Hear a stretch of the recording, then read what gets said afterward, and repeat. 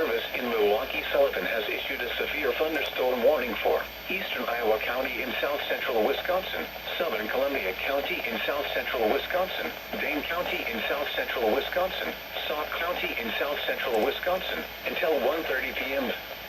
At 12:44 p.m., severe thunderstorms were located along a broken line extending from near Spring Green to 7 miles west of Sauk City to near Middleton, moving north at 30 miles an hour.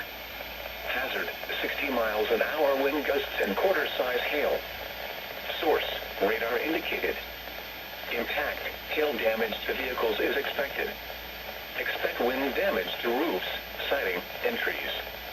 Locations impacted include Madison, Sun Prairie, Fitchburg, Middleton, Waunakee, Baraboo, Verona, Oregon, Monona, Mount Horeb, Windsor, Dodgeville, Prairie du Sac, Sauk City, Lake Wisconsin, DeForest, Cross Plains, Lodi, and Belleville. This includes the following locations: Wisconsin State Capitol, Gibraltar Rock Natural Area County Park, Alliant Energy Portage Power Plant, Hydes Mill, and the House on the Rock. For your protection, move to an interior room on